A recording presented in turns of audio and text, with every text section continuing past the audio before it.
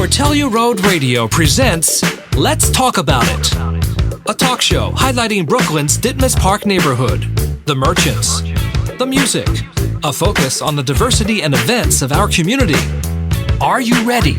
Okay, let's talk about it. Hello, everybody. Welcome, and thank you for listening to Let's Talk About It, a community-based talk show about the most scientific place on Earth, aka Ditmas Park. I am your host, Anthony Finkel. Today, we have a very special show for you. We have the wonderful and super smart and intelligent Miss Carmen of Kiddie Science. Thank you for joining us today. Hey, thanks for having me. Excellent. First thing first, Kiddie Science, there's a lot going on there. You could have gone anywhere. You could have opened up your organization anywhere, not just Brooklyn. So why did you come to Ditmas Park? Well, Ditmas Park has totally embraced Kiddie Science. Within the first 6 months of launching, a local business in the area actually reached out to me. And that was pretty much the base for launching in this neighborhood. After that, I was reached out to by several local co-op groups and play groups. And really, Ditmas Park is where Kiddie Science really bloomed in the time that it's been in existence. Oh, yeah, that's excellent. There's a lot of, this neighborhood tends to be really encouraging, especially about children and making sure that their education comes first and foremost. Talk to me a little bit about your early childhood and science education programs and what you offer. Well, before I get to that, I guess I should kind of back up and explain how I got here. Yes. I was a science teacher, and I always wanted to work with young kids, but during the time that I got my certification, there wasn't any early childhood science available. So I was sort of pigeonholed into being a high school teacher. Then I switched to middle school, and then I made the leap into pre-K. And the early elementary years there's kind of a gap in what children receive in terms of science. And I very quickly saw that there was a need there. So I took my love of science and I applied it to really, really little kids who don't normally get to work with pipettes and make hypotheses and do experiments. That's cool. That's actually really great that you're providing this opportunity for youngsters. So what does a typical program look like for somebody who might be 2 years old? What can they learn? Oh, you'd be so surprised. So thinking back to last week, we did States of Matter with children that were just shy of being 2 years old. There is a group I'm currently working with that I started working with them at 18 months old. So now, they're very knowledgeable on how to conduct science experiments. So we dove into exploring states of matter. And what I did with them is I gave them tangible examples of what is a solid, what is a liquid, what is a gas. And then we applied that to slime, which is a semi-solid. And that then opened it up to talking about polymers and non-Newtonian solids. And these are big words and big concepts, but the key thing is I don't expect the kids to trot out as scientists who are now going to implement Newton's law, but I want them to enjoy it, to have fun with science, to be familiar with it, not intimidated by it. So when it comes up later on, it's not new to them. They have a confidence already there from beforehand. Well, that's excellent. Have you ever seen, like you see young kids and sometimes they're into dancing or acting and stuff like that. So what's your experience with seeing some young kids that have really become inspired by science and have wanted to just pursue this newfound passion of theirs? Well, here's what's funny. All of my students love science. Very few of them want to be scientists, which is not surprising because really my goal is to encourage them to be scientific thinkers. So they don't have to grow up to be chemists or biologists, but if they know how to ask a question and how to really analyze something critically, that can be applied to anything they want to do later on. So the passion for science can exist hand in hand with the passion for dance or for basketball or really any other profession or passion that they have right now. So what I'm seeing now is we have you as the instructor bringing in all the expert information, and you have your students who are coming in like sponges and soaking it all up. How do parents get involved in this whole program and as far as, early science education for their children? So my programs are divided into two areas. One is for the 5 to 8-year-olds, and then there's a big and little scientist component of it. So for the young scientists that are between the ages of 2 and 4, they actually attend the workshops with their adult, provided that this isn't an in-school enrichment. Who do you think learns more, the students or their parents? Their parents. Because the long-term goal, rather I should say the short-term goal, is to empower the parents to do science with their children. Because it's really easy to say, oh, it's too hard, I don't know where to start with my child. But if you get 45 minutes to be immersed in a topic and to get the resources to then recreate it at home, you just became your child's teacher. So my job, and the job of most teachers, isn't necessarily to hold a child's hand throughout their whole educational life, but really to empower thinkers. And parents can do that too. So that's what I see my job being in those workshops, to provide information, but also motivate the parents and instill confidence that they can teach their kids science. So hypothetically, say I'm a parent, which I'm not, but say I was a parent and I was thinking about bringing my child to your program. What would a typical class look like? How does that go? Is it after school? Is it during the mornings? So for the younger group, mornings are best. You really want to capitalize on their energy and their ability to pay attention. So for the younger group, the class is about 40 minutes long, and we start with a welcome song. I introduce the topic. Usually I do one demonstration where I show them what it is we're doing, and then from there we'll do 2 experiments. And these experiments, each grown-up and child group, they get their own materials to do the experiment with, so it becomes a very individualized experience for them. And then we wrap it up, and that's pretty much the end of the workshop for the younger kids. That sounds like a fun program. What about for the older age groups? So for the older age group, it's a 2-hour drop-off program. So it's theme-based, and it's guided by student inquiry.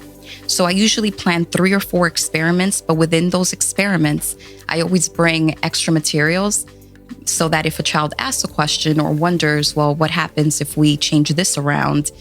Most times I'm able to accommodate that, and we kind of go with it.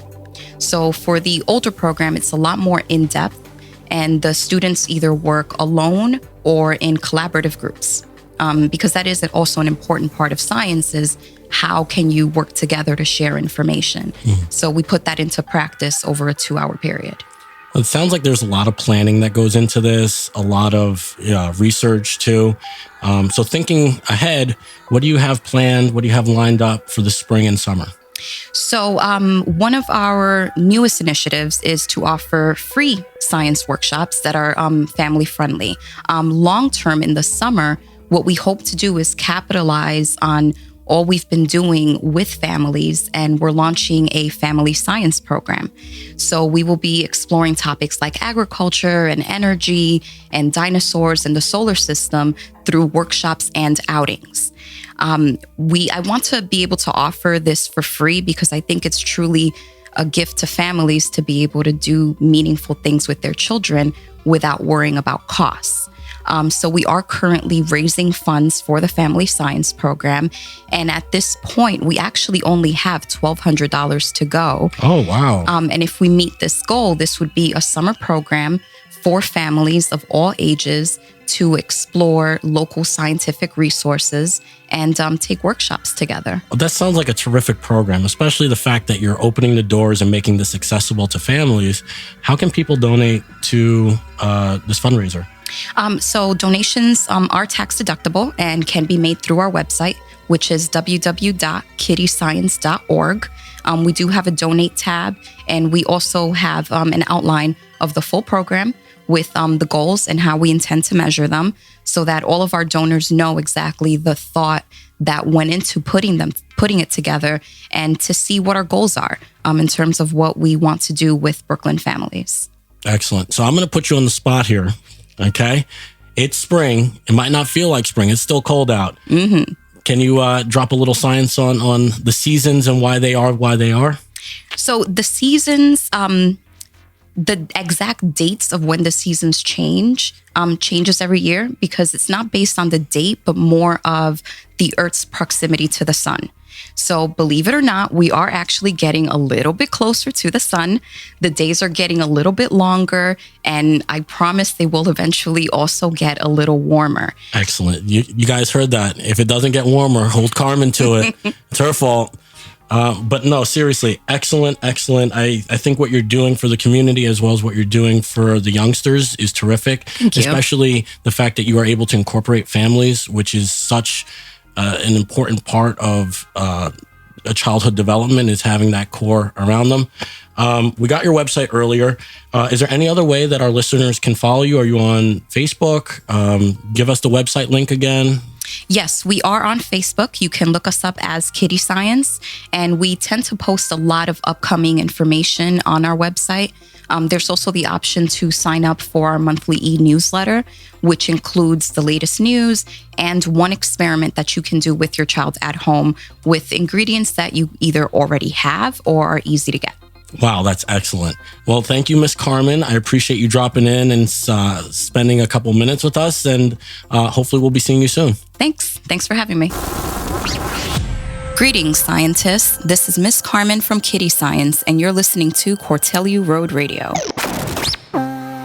Science, physics, and fun. That's what Kiddie Science is all about. Kids ages 2 and up are learning, understanding, and relating to the world around them through Kiddie Science, relating chemistry, physics, and science to real life hands-on. Home base, Prospect, Lefferts Gardens, Brooklyn. But Kiddie Science never stays home. Kiddie Science comes to you with workshops in family science. Find out why, find out how, and find out more at kiddiescience.org. This is Let's Talk About It.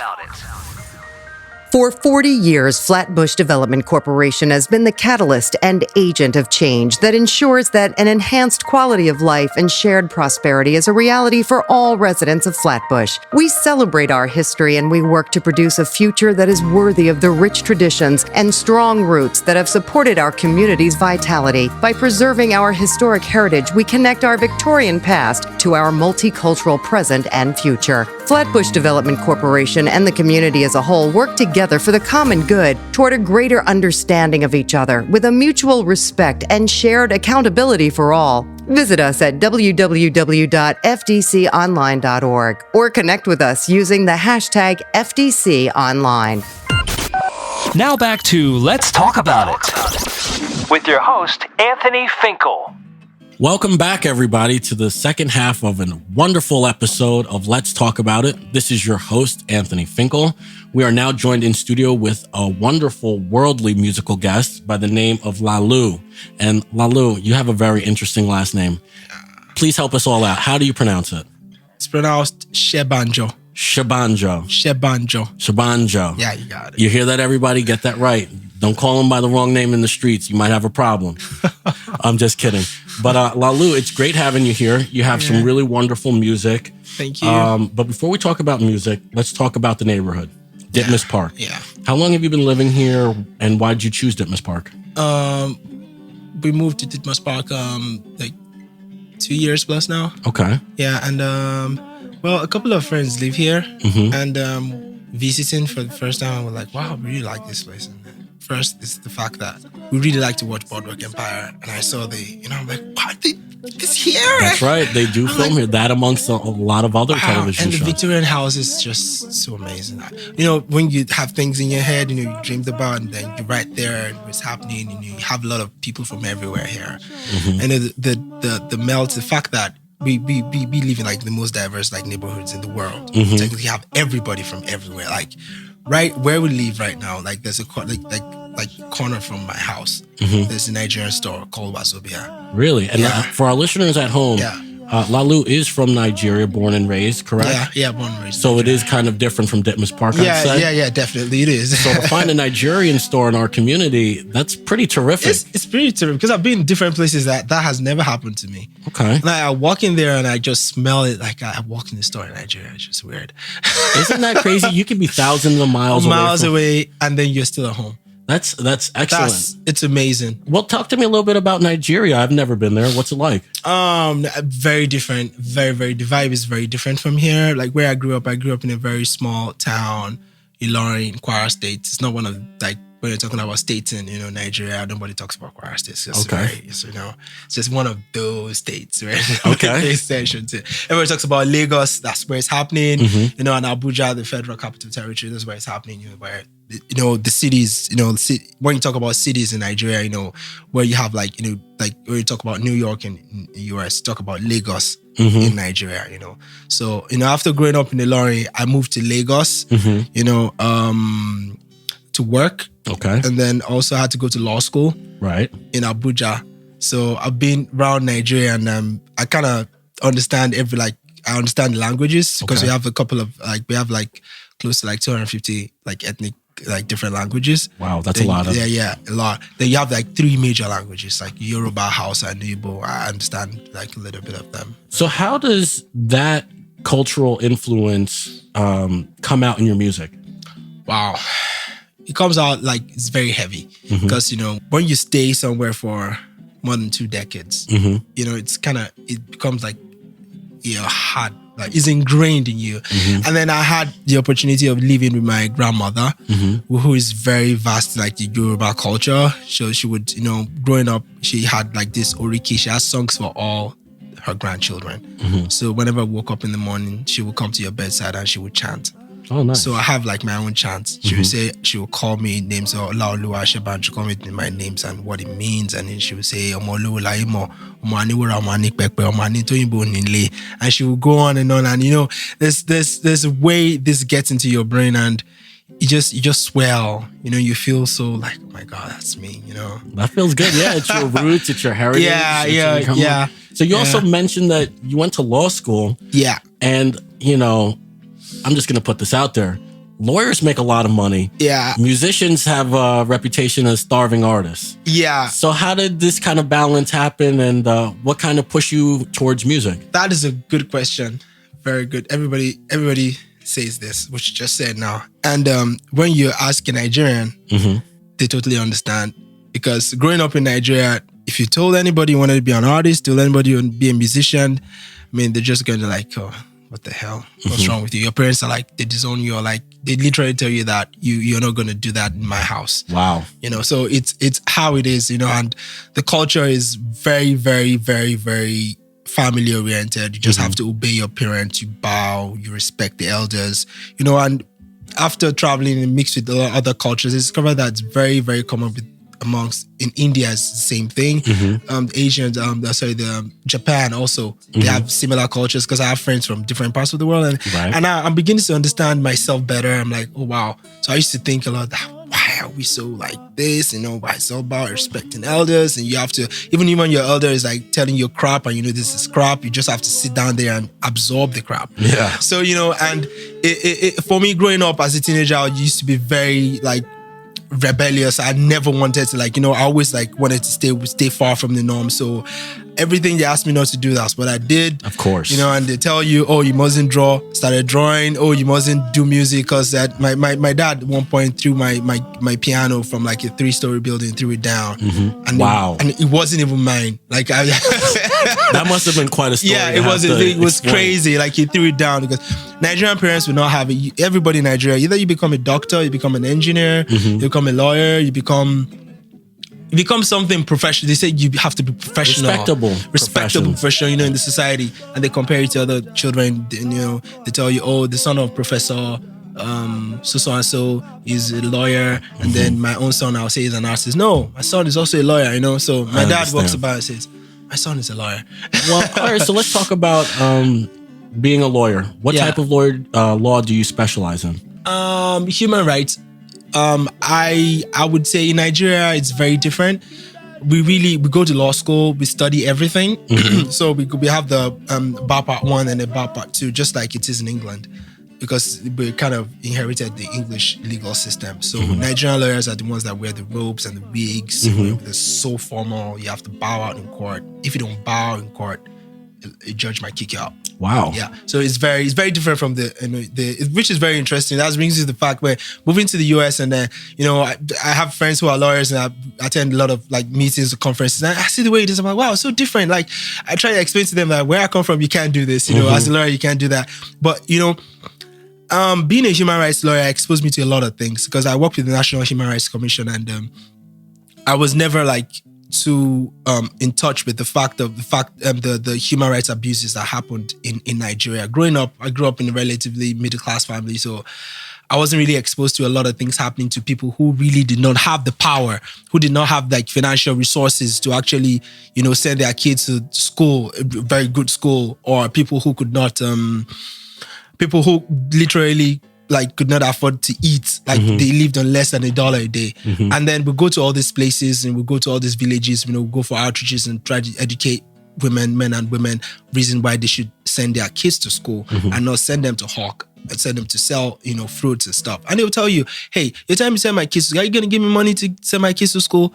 And we engage in a conversation that, you see, when you're sending your kids to school, you're actually empowering them. But people are too hungry to actually see empowerment. They need something for the day to get by. So when you're telling them empowerment or for the future, it sounds too distant to them. Yeah. So it's a hard concept to grasp. Yeah. So it opened my eyes, and I saw things differently. I'm like, wow, there's that level of society that you don't know about, and how things actually operate, and how people just do whatever they want. People who steal, for example, steal a tuber of yam, can be locked up in a cell for days. Jeez. Well, you know what I think is really interesting, and one of the reasons why I really appreciate your music is because you do have this two sides. You have this whole humanitarian side where you really understand the bigger picture, but then at the same time, you're able to make it digestible for the public through your music. Yeah. And a lot of your music incorporates women's and children's rights, and also cultural expectations, a lot of the things that you spoke of. Yeah. So I'd like to jump into one of your songs. I'd like to play Flowers by Laulo. Can you tell me a little bit about the song, introduce it for our listeners? Yeah. Flowers is very emotional. It's very touchy. Touches on different aspects of life.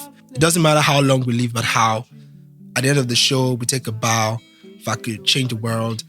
And that happened to me when I lost. I began to, have a deeper reflection on life when I lost somebody really close to me, to the very flimsy disease, but it wasn't properly checked. And, it goes again to the healthcare system as we have in Nigeria and Africa. So many things are happening right now that are not supposed to be, like where you have, we have a lot of like funding coming from United States and around the world, and gets to Nigeria and doesn't get to the proper, people who need it. It just gets to the top, and a lot of these leaders just siphon the money, and they buy cars, build buildings without nothing in them. They have a hospital without no equipment to take care of people. Wow. And people have to like travel outside Nigeria to get medical treatment. I mean, government officials travel outside Nigeria to get medical treatment.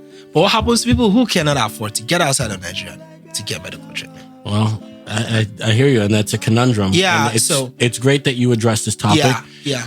So I guess without further ado, let's get into it. This is Flowers by Laulo.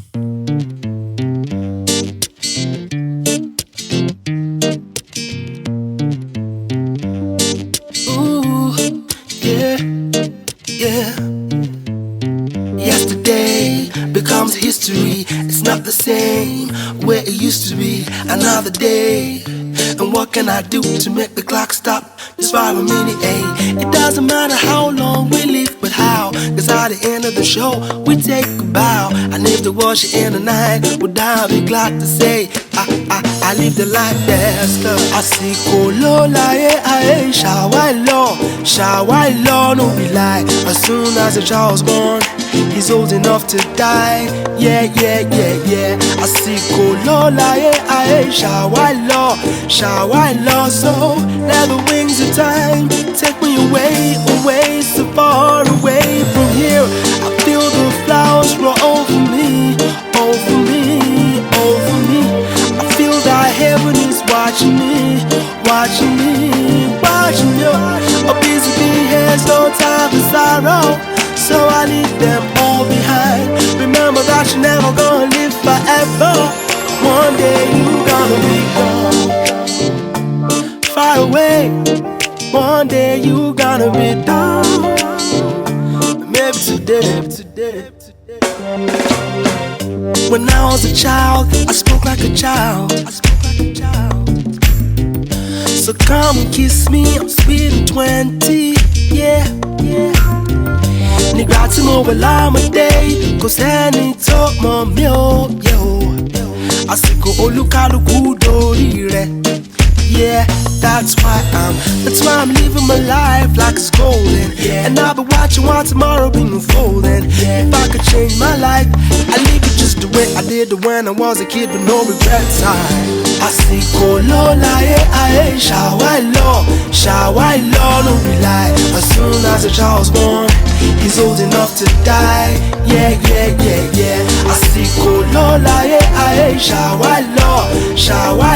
So let the wings of time take me away, so far away from here. I feel the flowers grow over me. I feel that heaven is watching me. A busy bee has no time for sorrow, so I leave them all behind. Remember that you're never gonna live forever, gonna be ever. One day you gonna be gone. One day, one little black morning, when this life is over, I said, me, gonna fly away, my lady.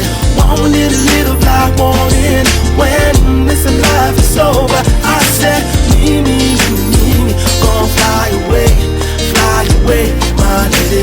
One little black morning, when this life is over, I said, me, gonna fly away, my lady.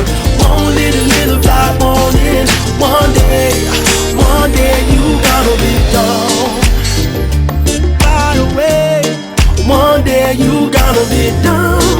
Oh, maybe today. One day you gonna be gone. You just heard Flowers by Laulo Senbanjo on Cortelyou Road Radio in the program Let's Talk About It. Again, I am your host, Anthony Finkel. The song is great. I mean, you blend together a lot of different sounds. I hear some Afrobeat. I hear some congas. So I'm hearing a little, Latin fever to it. What are you working on currently? I'm working on my album. When actually putting some songs together. I've been recording for a little bit now, and New York gives me the opportunity to actually, in Ditmars Park, it gives me the opportunity because there's a lot of friends who reside here, and my band members actually live here, so we meet up, regularly, and we put ideas together and everything. Although I didn't want to mention this, but I'm also an artist, and I've been working on art. What type of art? I do I use charcoal. I use acrylic. I use ink. I do a lot of detail, I draw a lot of detail. So it's I don't want to call myself, the classical. People say, oh, you're an African artist. I think art should not be classified under any continent because art is universal. So you're a lawyer, a musician, and an artist. Yeah. God bless you, man. You're a triple threat. Soon you'll be in movies. Actually, I picked up acting. Oh my goodness. This guy does it all. Listen, man, this radio show is mine, just so you know. I'm not giving that up for nobody. Giving that up. I'm going to be your host. I'm going to be interviewing you. But that's great. Yeah. All right, so as we close, tell our listeners how they can keep up with you. What's your contact information? Are you on social media? Oh, definitely. I'm on social media. I'm becoming a social media addict right now. It's crazy. I never used to be. I used to think that, but hey, I don't want to get into that. I mean, I just talk about that on and on. But I'm on Facebook. My name is Laulo Senbanjo. Can you spell that for people? Laolu, then Senbanjo. Laulo Senbanjo. You can find me on Facebook. You can find me on Instagram. You can find me on Twitter. You You can find me on what else? On Cortelyou Road Radio. On Cortelyou Road Radio, yeah, and on Cortelyou Road Radio. And it's a blessing to be here. I love Cortelyou. Cortelyou is amazing, man. It's beautiful. Well, we're happy to have you, and we hope to see you continuing to perform. You got to let us know the next time you're performing on Bar Chord. Definitely. I'll be there. I know my man behind the glass over there, Mr. Clark, will be in attendance, and we'll have a great party. Definitely. Thank you for coming in and stopping in the studio. Thanks for having me, man. Thanks for having me. No problem. Thank you for coming in. Yeah, thanks for having me. Well, that wraps things up for this installment of Let's Talk About It. Cortelyou Road Radio and myself would like to thank the informative Miss Carmen of Kiddie Science for dropping some knowledge on us, as well as the multi-talented Laulo Senbanjo for spending a couple minutes with us. Remember to continue sending in those tweets to @Cortelyou Radio using the hashtag Let's Talk DP. We're going to close with another song from Laulo Senbanjo, which is called Love Before. And as we enjoy this song, we remember Cortelyou Road Radio, keeping our community connected. Let's talk about it. Hi, this is Laulo Senbanjo, all the way from Nigeria to Ditmas Park. And whenever I'm on the go, I listen to Cortelyou Road Radio. Don't touch that down.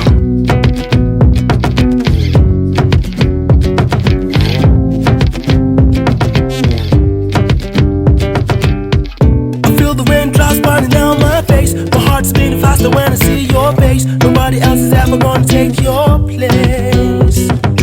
You remember back then when we used to be friends, but nowadays my baby girl, she know this and don't understand how we ever let things go so bad. You are the reason why I'm singing this song. Ma, we need to come together, let's go back to the love. Cause fat, my no shit, Coco. You are my one and my only true lover. It's you, my baby, there is no other. You're the one, girl. You fat, my little shit, Coco. Oh baby, my back girl, right fat, I just saw us. Come on, side of me, red, gonna go, I guess that. Oh baby, my back girl, right fat, I just saw us. Come on, side of me, red, gonna go, everything I want,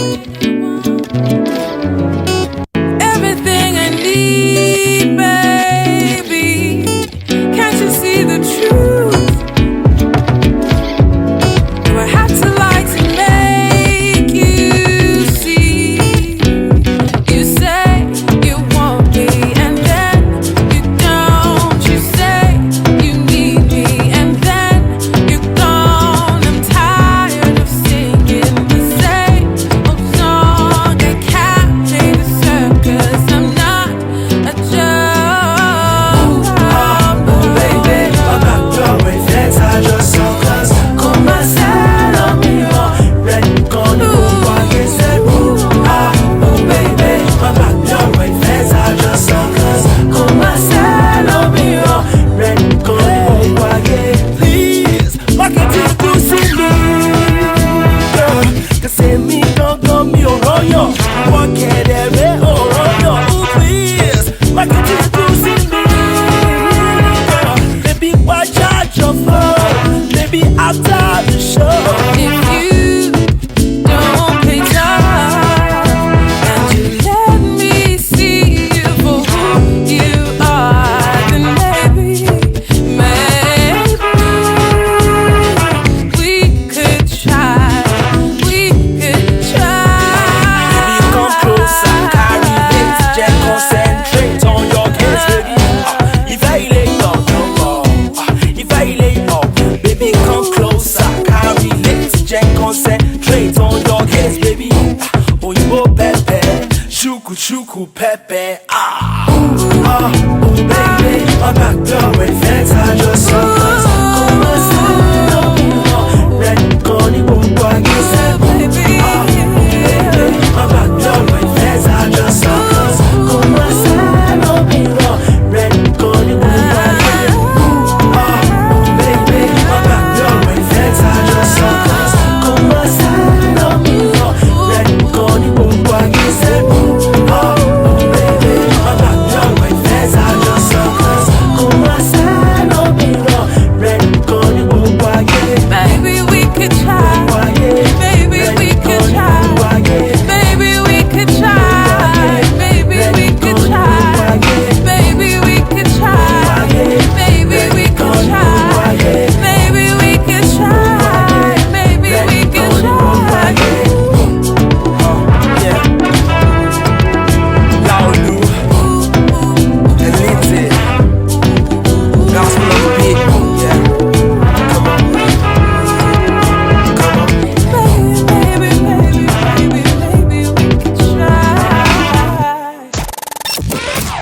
here at Cortelyou Road Radio are pleased to bring you the best in community-supported online radio and neighborhood news.